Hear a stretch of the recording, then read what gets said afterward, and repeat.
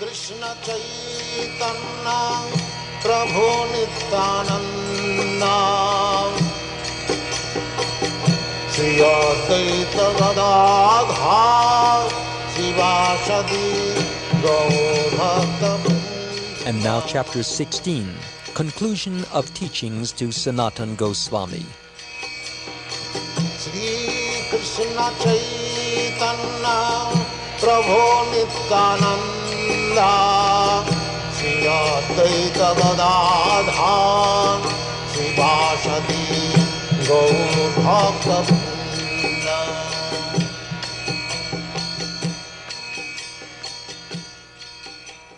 There are those who simply desire liberation, those who are liberated already, even while in this material existence, and those who are actually self-realized. There are many persons in this world who desire liberation, and sometimes they engage in devotional service for this purpose. It is corroborated in Srimad Bhagavatam, Canto 1, Chapter 2, verse 26, that those who actually desire liberation abandon worship of the demigods, and without envy concentrate their minds in the worship of Narayan, the Supreme Personality of Godhead. When such persons come in contact with a pure devotee, they engage in the devotional service of Krishna and abandon the idea of liberation. In the Hari Bhakti Sudodaya, it is stated, Aho Mahatman Bahu Dosha Dushto Vyekena Bhatyesha Bhavo Gunena Satsangam Akyena Sukha Bahena Kritadya no Yena Krisha Mumuksha, which means, quote, O great soul, although there are many flaws within this miserable life, there is yet one glory, the association of pure devotees. Cultivate such association. By it, our desire for liberation diminishes. Unquote. In Srimad Bhagavatam, Canto 11, Chapter 2, verse 37, it is stated that man's fear is due to his material conception of life and to his forgetting his eternal relationship with the Supreme Lord. Consequently, he finds himself having only perverted memories. This occurs due to the spell of material energy. One who has sufficient intelligence will engage himself in full devotional service and regard the Supreme Lord as his spiritual master and worshipable God. The conclusion is that no one can attain a revolution in consciousness without engaging in devotional service to the Lord. When one is actually free from material contamination, he can fully engage himself in Krishna consciousness. In Srimad Bhagavatam, Canto 10, Chapter 14, verse 4, it is again clearly said that one who engages in spiritual life to understand things as they are, but who lacks all intentions of engaging in Krishna consciousness, simply achieves trouble for his undertaking. There is no substance to his life. Every living entity is part and parcel of the Supreme Lord, and therefore it is the duty of every living entity to serve that supreme whole. Without such service, the living entity falls into material contamination.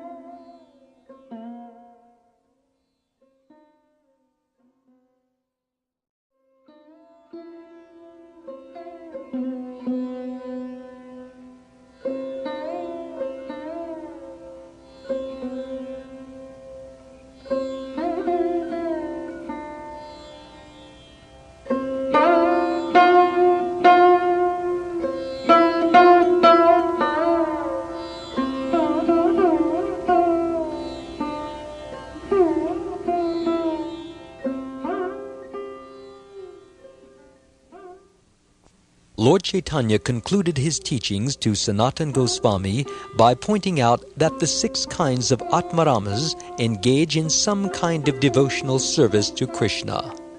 In other words, at some time or another, all transcendentalists ultimately come to understand the necessity of rendering devotional service to Krishna and become fully Krishna conscious.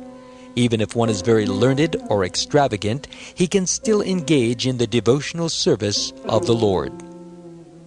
The transcendentalists can be categorized into 6 basic types: the neophyte transcendentalist, the absorbed transcendentalist, one who is actually situated in transcendence, one who actually desires liberation, one who is actually liberated, and one who is actually engaged in activities in his constitutional position.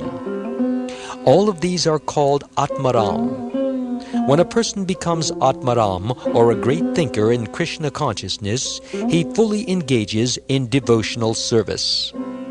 According to the grammatical rules, there are many Atmaramas, but one sense of the word is sufficient to represent the others. In the collective sense, all the Atmaramas are inclined to worship the Supreme Lord Krishna. The mystic who worships the Supersoul within himself is also called Atmarama. The Atmarama yogis are of 2 kinds, Sagarbha and Nirgarbha. It is stated in Srimad Bhagavatam, Canto 2, Chapter 2, Verse 8, quote, "Some yogis meditate within their heart on the localized Vishnu, who is 4-handed and who holds 4 symbols, conch, disc, mace, and lotus," unquote. The yogi who thinks of the 4-handed Vishnu becomes absorbed in devotional ecstasy and evinces the symptoms of that state. Sometimes he cries, and sometimes he feels separation. In this way, he merges in transcendental bliss. The result of all this is that he becomes entrapped like a fish.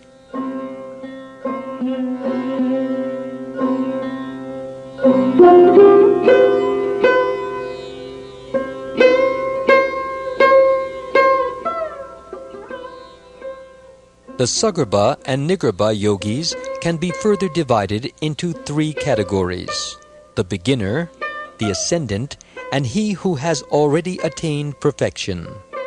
These yogis are described in the 6th chapter of Bhagavad Gita. Those who are trying to ascend on the path of mystic yoga are called Arurukshu. In Arurukshu yoga, various sitting postures are practiced, and the mind is concentrated. But when one has already ascended to the path of yoga, meditation and detachment are the goals. And when one is no longer attached to working for sense gratification, he gradually becomes free. At that time, he also attains a state of ecstasy called Yoga Arudha. If these mystic yogis somehow or other come in contact with a saintly person, they become devotees of Krishna. The word Urukrama indicates the Supreme Lord.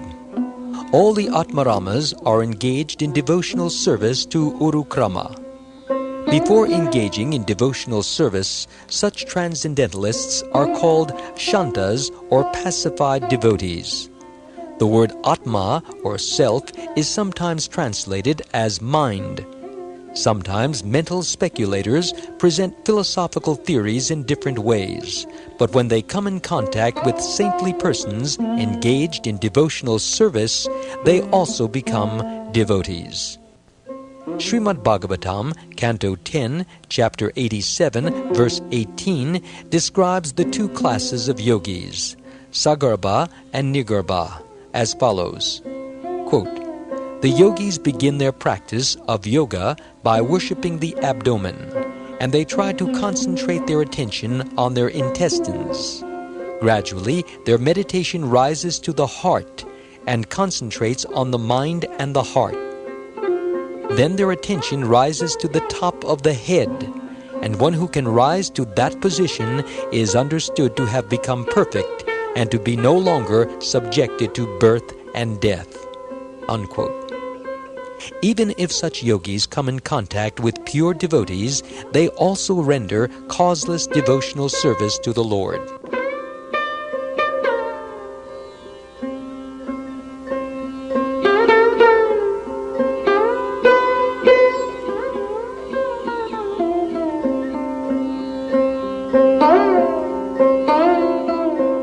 The word Atma also means to endeavor. In every practice, there is some endeavor, and the ultimate endeavor is the endeavor to reach the highest perfectional stage of devotional service.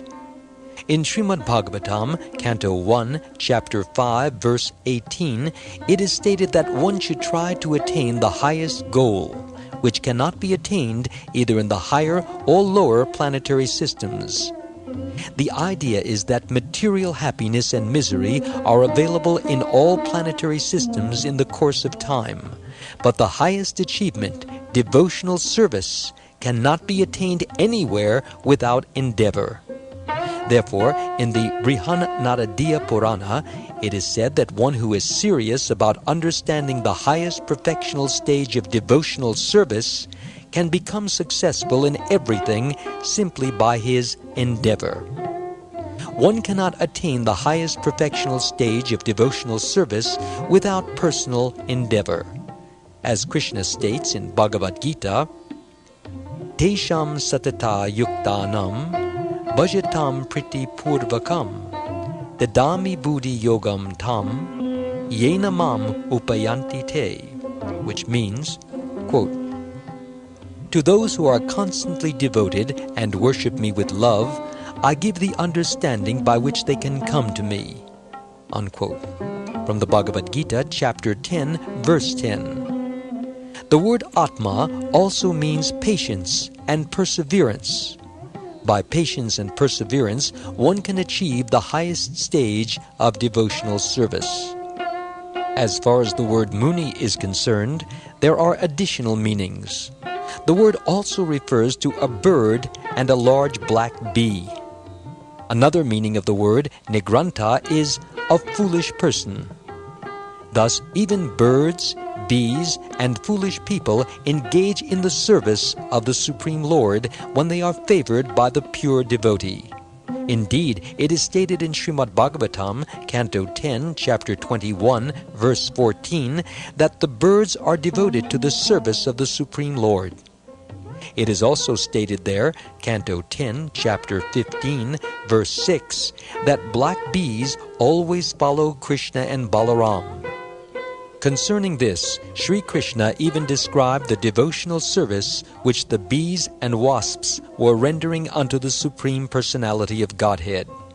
Lord Krishna said, Ete linas tava yasho kila loka tirtam Gayanta Aripurushanu Padam Bhajante Prayo Ami Muni Gana Bhavadi Mukya Gudam Vane Pina Jahatyana Gatma Daivam, which means, quote, O supremely virtuous one, O personality of Godhead, Balaram, just see how these bees and wasps are following you, glorifying your transcendental fame and worshipping you. Actually, these wasps and bees are not as they appear. They are great sages who are taking this opportunity to worship the Supreme Soul. Although you are not known by ordinary persons, they know you, and they are following and glorifying you. Unquote. There is a similar verse in Srimad Bhagavatam, Canto 10, Chapter 15, Verse 7, which describes the reception given to Balaram and Krishna by the peacocks of Vrindavan. Quote, O worshipable one, just see how the peacocks that are returning to their nests are receiving you with full pleasure. These peacocks are just like the damsels of Vraja. The cuckoos on the branches of the trees are also receiving you in their own way. The residents of Vrindavan are so glorious that everyone is prepared to render devotional service to the Lord. Unquote. It is stated in another verse of Srimad Bhagavatam, Canto 10, Chapter 35, Verse 11, quote, O just see how the cranes and swans on the water are singing the glories of the Lord. Indeed, they are standing at the water, meditating and worshipping him." Unquote. It is stated elsewhere in Srimad Bhagavatam, Canto 2, Chapter 4, Verse 18, quote, "Even the aborigines and uncivilized human beings like Kiratas, Hunas, Andhra, Pulinda, Paksha, Abira, Shumba, Yavana, and Kasha, as well as many other human beings in the lower species, can all be purified simply by taking shelter of the pure devotees." Unquote. Therefore, Shukdeva Goswami offered his respectful obeisances unto Lord Vishnu, whose devotees can work so wonderfully.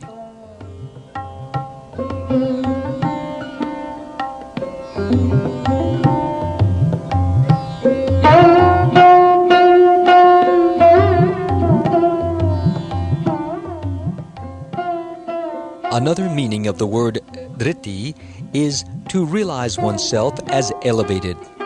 When one realizes his own elevation, he feels that he is free from all miseries and is elevated to the highest platform of life. All devotees of Krishna in full Krishna consciousness are free from all kinds of material pleasures and miseries. They are fully absorbed in the service of the Lord, and they are always jolly by virtue of their engagement in his transcendental service. They are experienced men of happiness. Indeed, they are so happy that they do not even wish to be promoted to the spiritual planets, for they are happy in every sphere of life. Being full in the transcendental service of the Lord, they desire neither material objects or material sense pleasures. As stated by the Goswamis, quote, "Persons whose senses are fixed in the service of the Supreme Lord can be called peaceful." Unquote. Thus, the word Atmarama indicates that even birds, beasts, and fools, in short everyone, can become attracted by the transcendental qualities of Krishna, engage in his service, and become liberated. Still, another meaning of Atma is intelligence. One who has special intelligence is also called Atmarama. The Atmaramas with special intelligence are of two kinds. One is the learned sage, and the other is the fool without book knowledge. Both of these can have an opportunity to associate with the pure devotee. Even the foolish Atmaramas can give up everything and engage themselves in Krishna consciousness in pure devotional service. In Srimad Bhagavatam, it is stated that the Lord is the origin of everything and that everything emanates from him. Anyone who is actually intelligent can understand that the Supreme Lord Krishna is the source of everything and thus engage in his service. As stated in Srimad Bhagavatam, Canto 2, Chapter 7, Verse 45, quote, "What to speak of persons who are intelligent enough to study the Vedas, even less intelligent persons like women, laborers, the Huna, Shabara, and the birds and beasts can achieve the highest perfectional stage of life." Unquote. As previously quoted, Bhagavad Gita, chapter 10, verse 10, also indicates that when a person becomes highly intelligent and engages in Krishna consciousness, Krishna reciprocates by giving him the intelligence by which he can be promoted to the abode of the Supreme Lord.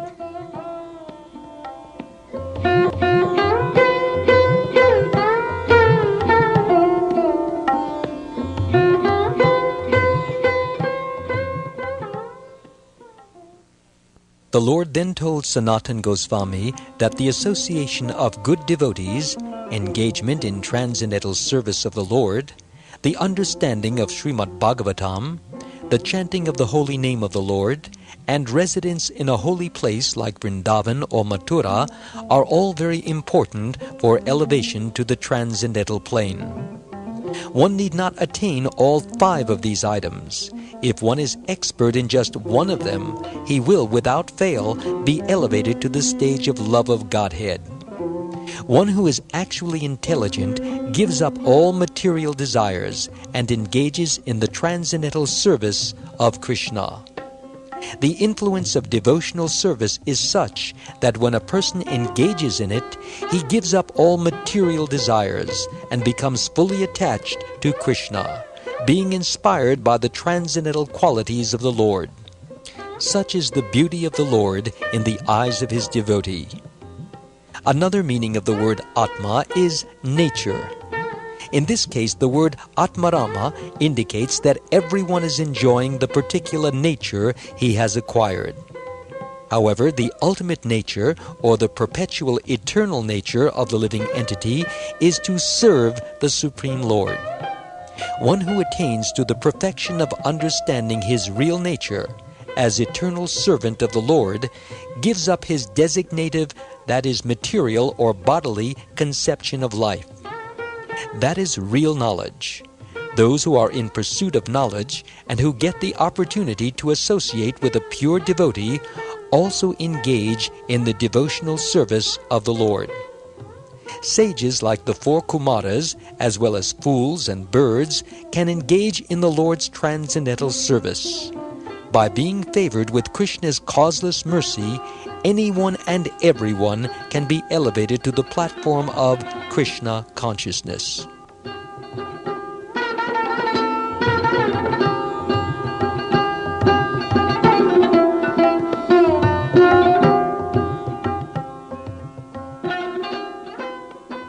When one becomes attracted by the transcendental qualities of Krishna, he begins devotional service. Srimad Bhagavatam, Canto 10, Chapter 15, Verse 8, glorifies the land of Vrindavan in this way. Danyayam adya dharani trinavirudastvat padasprisho druma latha karaja bimrishta nadyo draya kagamriga sadaya velokaya gopyo nitarena bhujayor api yatspraha shri, which means, quote, "This land of Rajabhumi is glorified by the touch of your feet. Being touched by your fingers, the creepers also glorify you. When you look on the hills, rivers, and lower animals, they are all glorified. And the gopis, being embraced by your transcendental arms, are also glorified." Unquote. The gopis, or cowherd girls, glorified Vrindavan in the following words. Dear friends, all these inhabitants of Rajabhumi, including birds, beasts, and trees, are glorified when they see Lord Krishna going to the pasturing ground with his friends and Balaram. The word Atma also means this body. The yogis who practice bodily exercises, considering the body to be the self, are also elevated to the transcendental service of the Lord if they associate with pure devotees. There are many people who believe the body to be the self, and they are engaged in many fruitive activities, including bathing rituals and ordinary worldly activities. However, when they come in contact with a pure devotee, they also engage in the transcendental service of the Lord. In Srimad Bhagavatam, Canto 1, Chapter 18, Verse 12, it is stated, quote, "O my dear Sutta Goswami, even though we have become darkened by the sacrificial smoke of fruitive activities, you have given us the nectar of Krishna's lotus feet." Unquote. It is also stated in Srimad Bhagavatam, Canto 4, Chapter 21, Verse 31, quote, "The waters of the Ganges flow from the tip of the lotus feet of Krishna, and by bathing in that water, everyone, including fruitive actors and all sages, can wash dirty things from the mind." Unquote.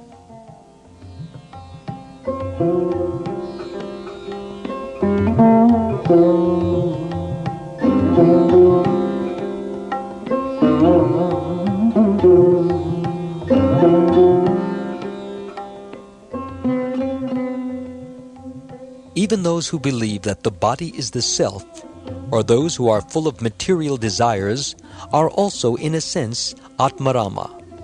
When they associate with the pure devotees of the Lord, they give up their material desires and become perfect in the service of the Lord.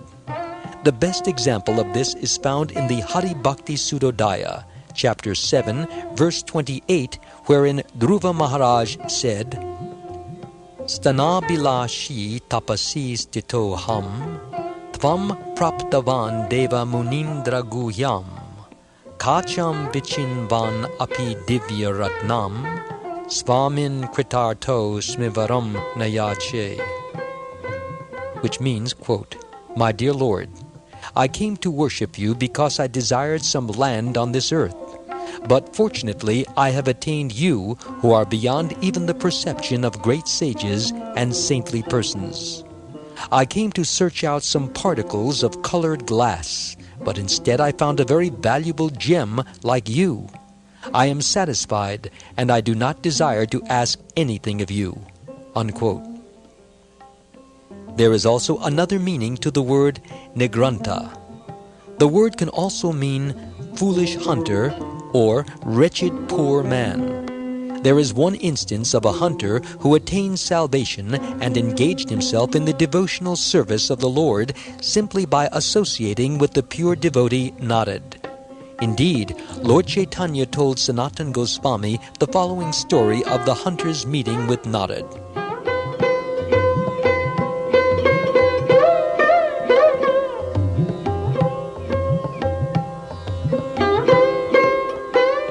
Once there was a hunter in the forest of Prayag who was fortunate enough to meet Narad Muni when the great sage was returning from Vaikuntha after visiting Lord Narayan.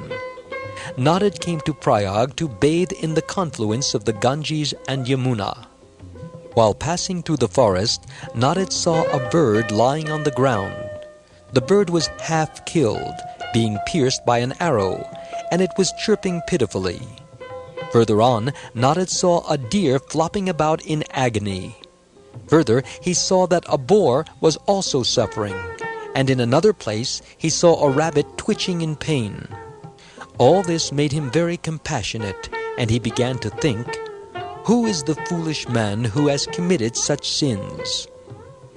Devotees of the Lord are generally compassionate upon the miseries of living entities, and what to speak of the great sage Narad? He became very much aggrieved by this scene, and after proceeding a few steps, he saw the hunter engaged in hunting with bow and arrows. The hunter's complexion was very dark, and his eyes were red.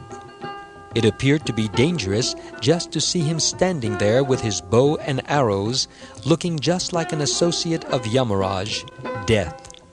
Seeing him, Narad Muni entered deeper into the forest to approach him. As Narad Muni passed through the forest, all the animals who were caught in the hunter's traps fled away. The hunter became very angry at this, and he was just about to call Narad vile names, but due to the influence of saintly Narad, the hunter could not utter such blasphemies. Rather, with gentle behavior, he asked Narad, My dear sir, why have you come here while I am hunting? Have you strayed from the general path? Because you have come here, all the animals in my traps have fled. Yes, I am sorry, Narad replied. I have come to you to find my own path and to inquire from you.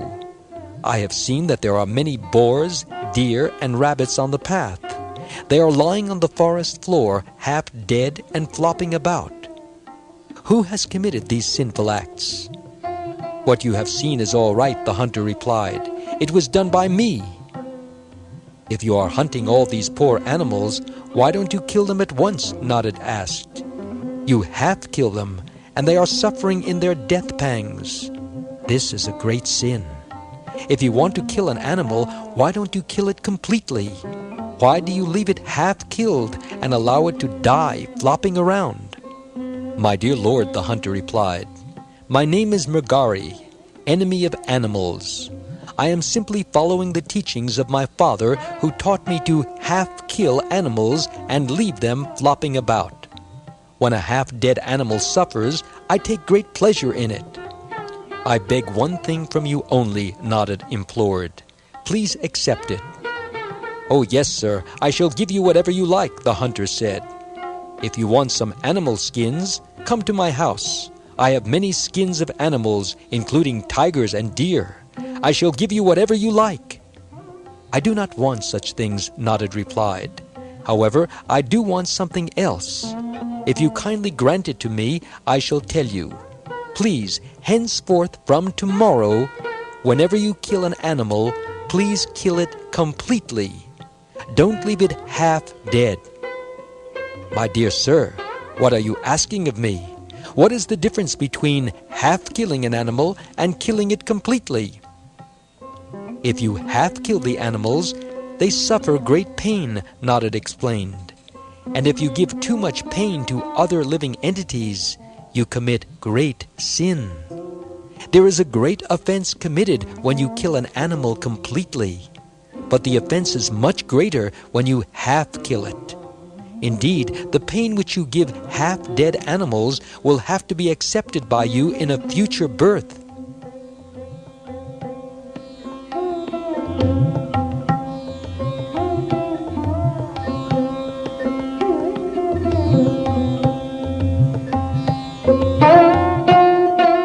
Although the hunter was very sinful, his heart became softened, and he became afraid of his sins by virtue of his association with a great devotee like Narad.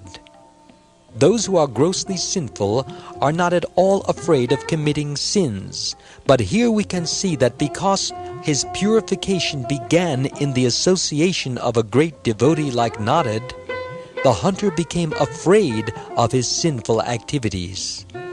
The hunter therefore replied, "My dear sir, from my very childhood I have been taught to kill animals in this way. Please tell me how I can get rid of all the offenses and sinful activities which I have accumulated. I am surrendering unto your feet. Please save me from all the reactions of my sinful activities which I have committed in the past, and please direct me to the proper path so that I can be free." If you actually want to follow my directions, I can tell you the real path by which you can be freed from sinful reactions. "I shall follow whatever you say without hesitation," the hunter agreed.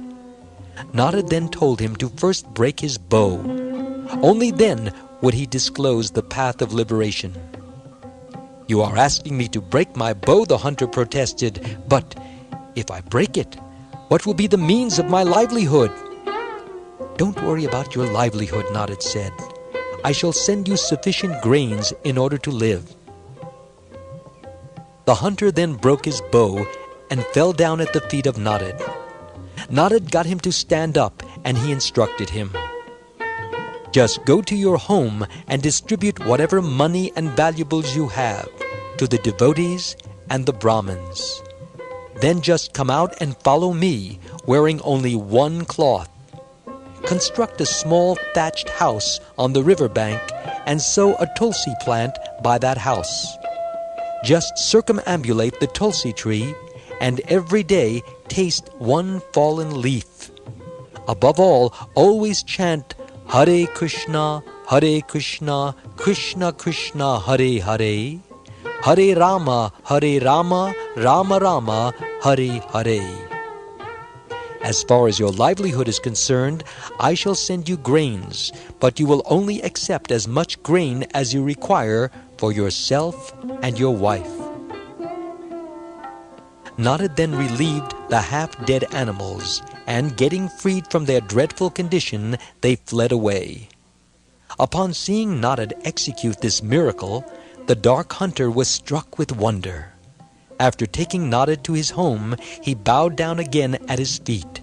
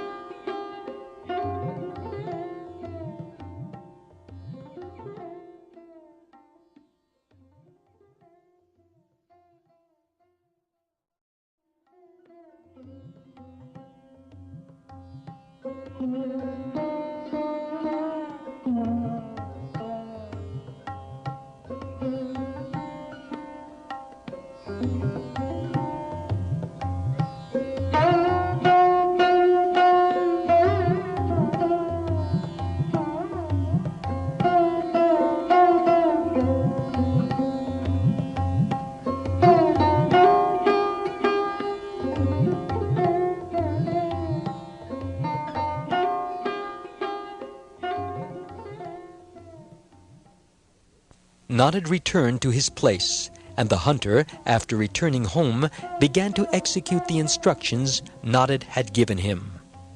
In the meantime, news spread amongst all the villages that the hunter had become a devotee. Consequently, the residents of the villages came to see the new Vaishnava. It is the Vedic custom to bring grains and fruits whenever one goes to see a saintly person. And since all the villagers saw that the hunter had turned into a great devotee, they brought edibles with them. Thus every day he was offered grains and fruit, so much so that no less than 10 to 20 people could have eaten there. According to Narad's instructions, he did not accept anything more than what he and his wife required for sustenance.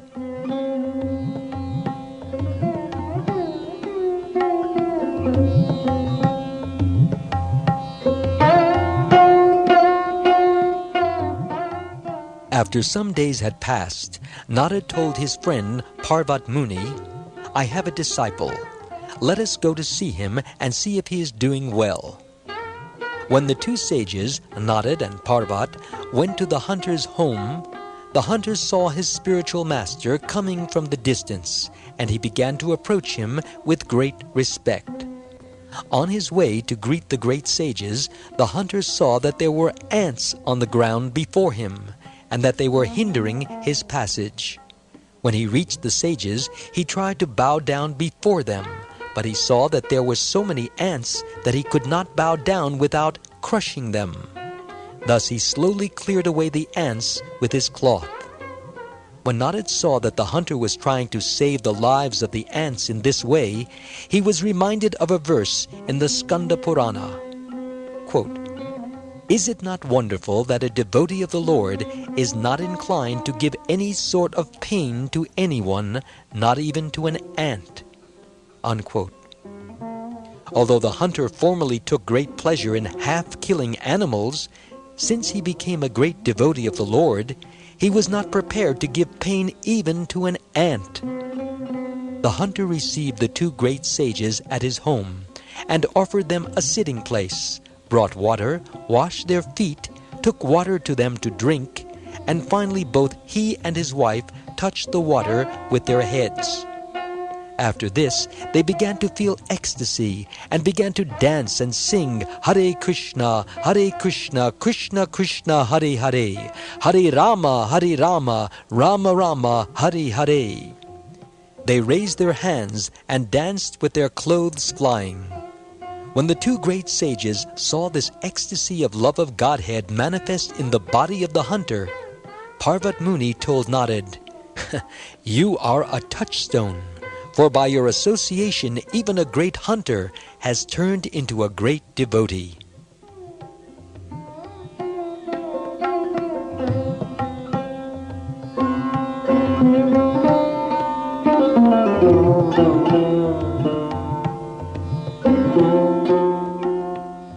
There is a verse in the Skanda Purana which states, quote, "My dear Devarshi, or Narad, you are glorious, and by your mercy, even the lowest creature, a hunter of animals, also became elevated to the path of devotion and attained transcendental attachment for Krishna."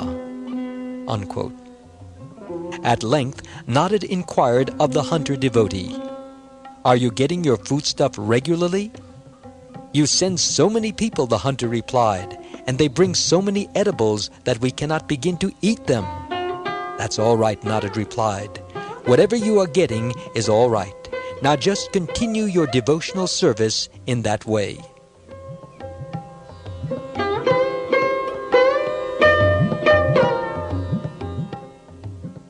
After Narad had spoken this, both Narad and Parvat Muni disappeared from the hunter's home. Lord Chaitanya recited this story in order to show that even a hunter can engage in the devotional service of Krishna by the influence of pure devotees. Continuing to explain the Atmarama verse, Lord Chaitanya pointed out that the word Atma also indicated all varieties of the personality of Godhead. Generally, the personality of Godhead himself, Krishna, and his different expansions are all known as the personality of Godhead. Anyone who is engaged in the devotional service of any form or extension of the Supreme Personality of Godhead is also called Atmarama. All such devotees engage themselves either in the regulative principles of devotional service or in devotional service in transcendental love. These devotees are also divided into three categories: the associates, those perfected in devotional service, and those newly engaged in devotional service. Newly engaged devotees can be divided into two: those who have already attained attachment for the Lord, and those who have not attained such attachment. When considered according to the two divisions of devotional service, namely regulative and attachment in transcendental love, these classes of devotees become 8 in number.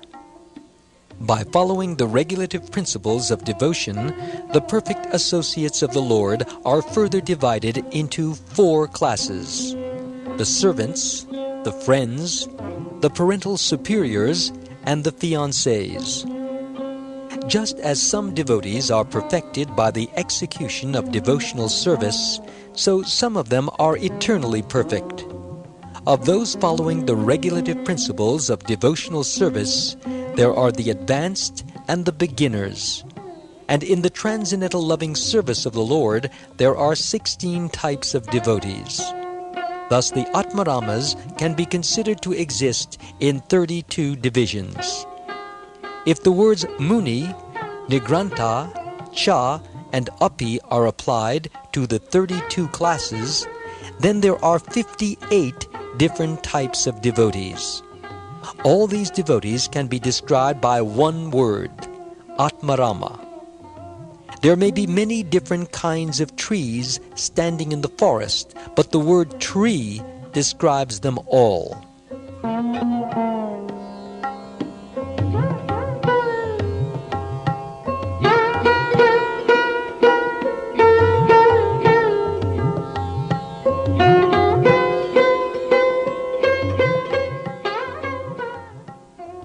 Thus the Lord gave 60 different meanings to the word Atmarama. In addition, he said that Atma means the living entity, beginning from the first living creature, Brahma, down to the ant. He cited a verse from the 6th chapter of Vishnu Purana, in which it is stated that all energies of the Lord are spiritual. Although this is the case, the energy which is known as the source of the living entity is called spiritual, but the other energy, which is full of ignorance and is manifested in material activities, is called material nature. Even in the material creation, the living entities are innumerable. If by chance a living entity in the material world can associate with a pure devotee, he can engage in the pure devotional service of Krishna. Formerly, I thought of 60 different meanings for the word Atmarama, the Lord told Sanatana Goswami, but here another meaning comes to my mind by your association. After hearing the different explanations of the word Atmarama, Sanatana Goswami was struck with wonder, and he fell down in devotion at the feet of Lord Chaitanya.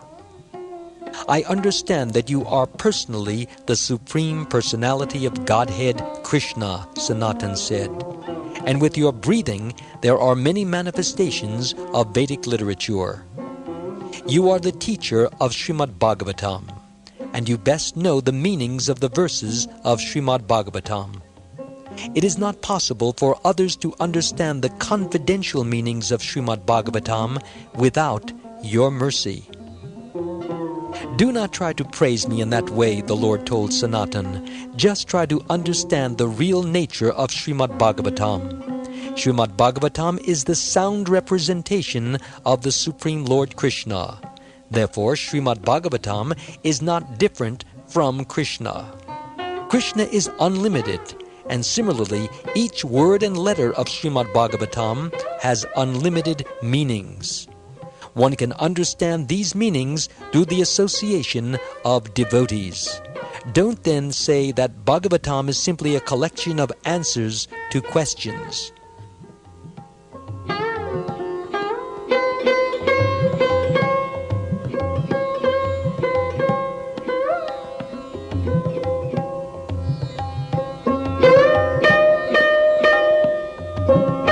There were 6 questions put by the sages of Naimisharanya to Sutta Goswami, and Sutta Goswami explained or answered the 6 questions in Srimad Bhagavatam. There is a verse in the Vedic literature in which Lord Shiva says, quote, "As far as Bhagavatam is concerned, I may know it, or Shukdeva or Vyasadeva may know it, or we may not know it. But actually Bhagavatam is to be understood by devotional service and from a devotee, and not by one's own intelligence or by academic commentaries." Unquote.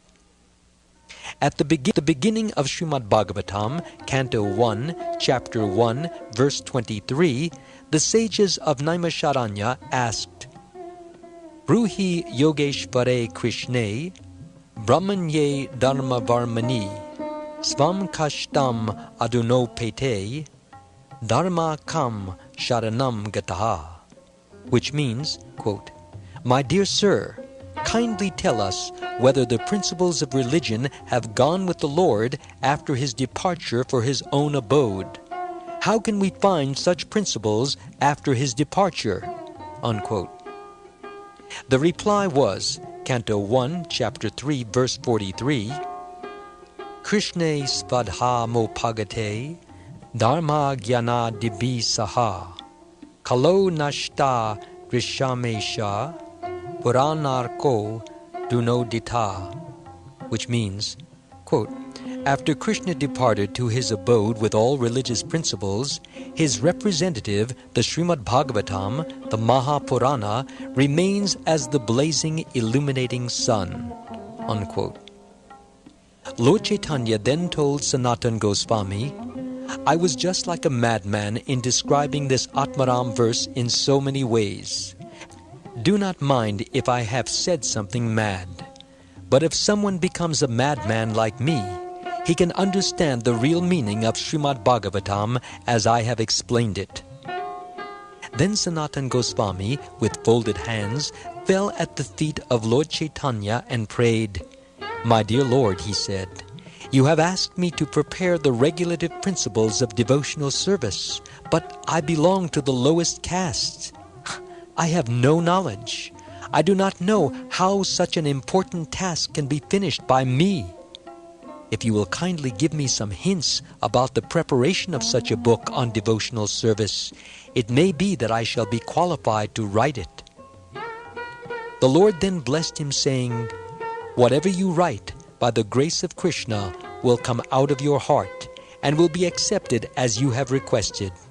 I will also give you some notes that you can take down. The first and foremost point is that one should accept a bona fide spiritual master. This is the beginning of spiritual life."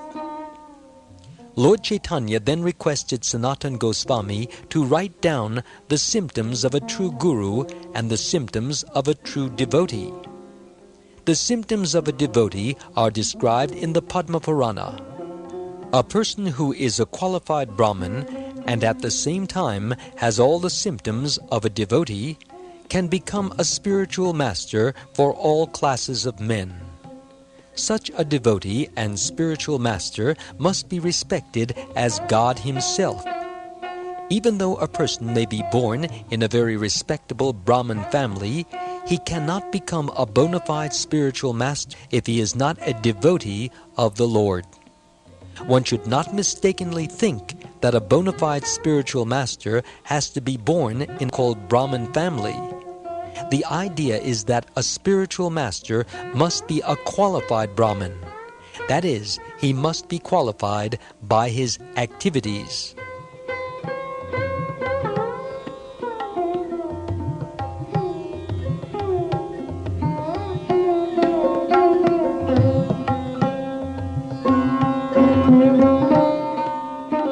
This is confirmed in Srimad Bhagavatam when Narad speaks of the different symptoms characterizing the 4 divisions of social life. Narad therein summarizes that Brahmins, Kshatriyas, Vaishyas, and Shudras should be selected by their individual qualifications.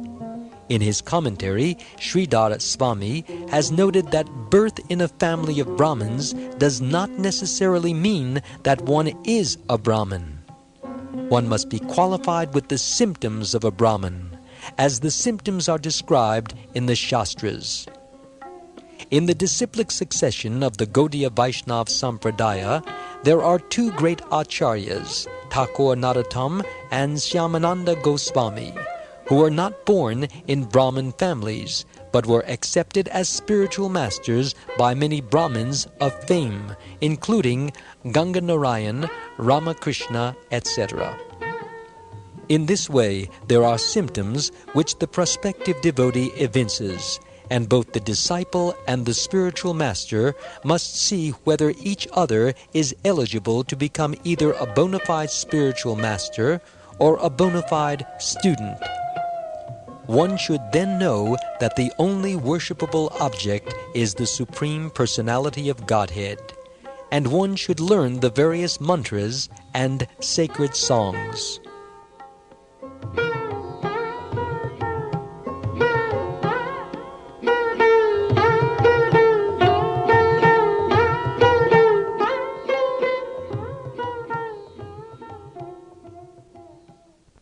The Lord then instructed Sanatan to describe the symptoms of those persons who are eligible to accept the mantras, and to describe how the mantras should be understood and perfected by ritualistic performances.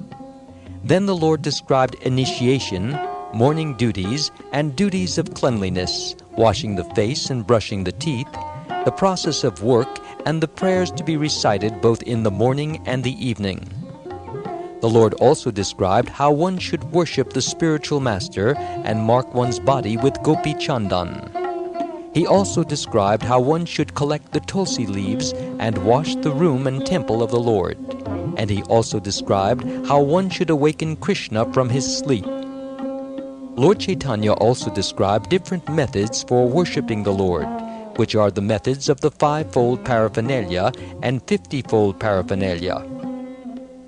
He described how one should worship the Lord by offering him arti 5 times a day, and he described how one should offer food to Krishna and lay him down on the bed.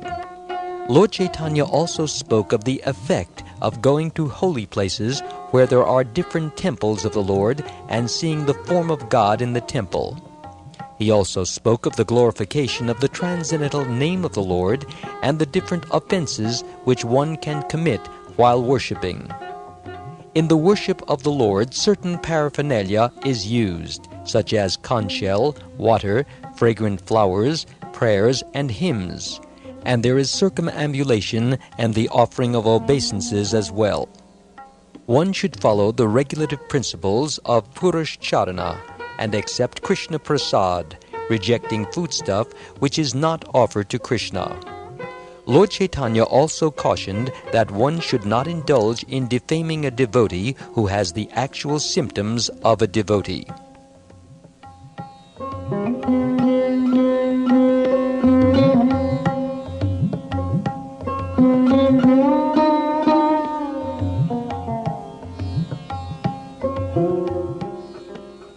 Lord Chaitanya also explained the symptoms of a holy man and the process of satisfying the sage and rejecting the society of undesirable persons. The Lord also advised that one should hear Srimad Bhagavatam constantly. Also to be followed are duties of the day and duties of the fortnight, as well as fasting on Ekadashi day. One must also follow the duties of the month and observe ceremonies like the birthday of the Lord, the 3 specific dates of fasting, Ekadashi, Janmashtami, Vamana Dvadashi, Sri Ram Navami, and Rasinga Chaturdashi. When the fast days overlap with other days, they are helpful in the advancement of devotional service. Lord Chaitanya further instructed Sanatana Goswami to give documentary evidence from the Puranas in every step. He also mentioned how to establish temples of the Lord, and he described the general behavior, symptoms, and duties and occupation of a Vaishnava. Thus the Lord explained in summary all the details one need know in writing a book on Vaishnava regulative principles. Sanatana Goswami was a great devotee of the Lord, and he was directly instructed to spread the cult of bhakti by writing many books. There is a description of Sanatana in Chaitanya Chandrodaya, and it is mentioned there that Sanatana Goswami was one of the most important personalities in the government of Nawab Hussain. His brother, Rupa Goswami, was also a minister in the government, but both of them gave up their lucrative government posts to become mendicants and serve the Supreme Lord.